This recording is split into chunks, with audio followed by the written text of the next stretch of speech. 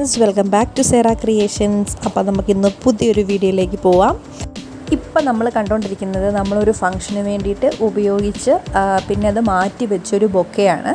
അതിനകത്ത് ഞാൻ നോക്കിയപ്പോൾ നിറയെ കുറേ റോസ് ഫ്ലവേഴ്സ്, നല്ല പനിനീർ പൂക്കൾ, നല്ല സ്മെല്ലാണ് കേട്ടോ അങ്ങനത്തെ ഫ്ലവേഴ്സ്. അപ്പം ഇത് നമ്മൾ വെറുതെ ഇത് കളയുകയാണ് ചെയ്യാറ് സാധാരണ.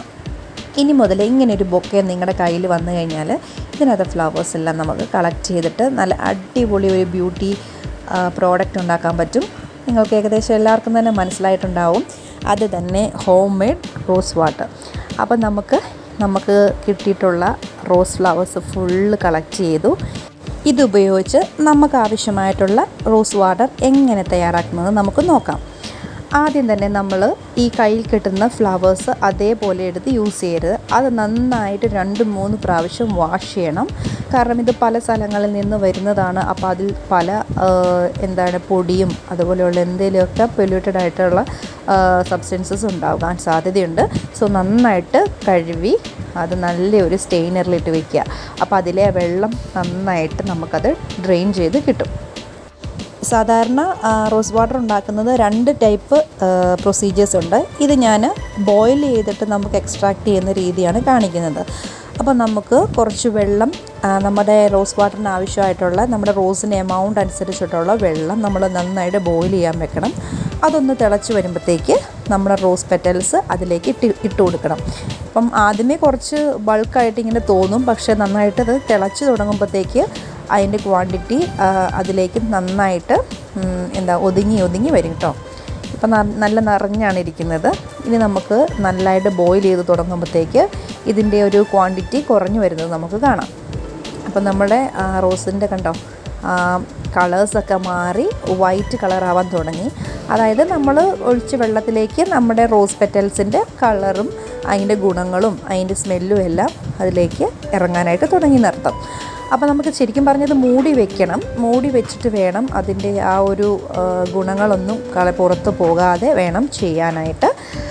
അപ്പോൾ നമ്മുടെ റോസ് പെറ്റൽസ് അവിടെ ഇരുന്ന് നന്നായിട്ട് ബോയിൽ ആയിക്കോട്ടെ. ഇനി അഡീഷണലി നമുക്കിതിന് എന്തെങ്കിലും ഫ്രാഗ്രൻസ് എന്തെങ്കിലും വേണമെന്നുണ്ടെങ്കിൽ എസൻഷ്യൽ ഓയിൽസ് എന്തെങ്കിലും ചേർക്കാം. പക്ഷേ അതങ്ങനെ ചേർത്ത് കഴിഞ്ഞാൽ ഇത് അധികം നാൾ നമ്മൾ വയ്ക്കാൻ പറ്റില്ല. ഫ്രഷ് റോ ഇതിൽ നിന്ന് എടുക്കുന്നുണ്ട്. സ്റ്റിലിൻ്റെ പ്രോസസ്സിൽ കൂടെ ചെയ്യുവാണെങ്കിൽ നമുക്കത് കുറച്ച് ലോങ് ലൈഫായിട്ട് യൂസ് ചെയ്യാൻ പറ്റും. പക്ഷേ ഇത് നമുക്കൊരു 2 ആഴ്ച കൂടുതൽ വയ്ക്കാൻ പറ്റില്ല. അത് പ്രത്യേകിച്ചും ഫ്രിഡ്ജിൽ വെച്ചിരിക്കണം.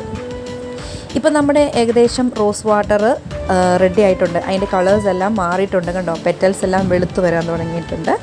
അപ്പം നമുക്കിനി ഇത് നന്നായിട്ട് ചൂടാറിയ ശേഷം നമുക്കിത് നന്നായിട്ട് പിഴിഞ്ഞെടുക്കണം. ഞാനിപ്പോൾ ഇവിടെ നമ്മുടെ റോസ് വാട്ടർ അതിൽ നിന്ന് പിഴിഞ്ഞെടുക്കാനായിട്ട് ഇതുപോലെ ഇഴയുള്ള നല്ലൊരു കോട്ടൻ്റെ കർച്ചീഫാണ് എടുത്തേക്കുന്നത്.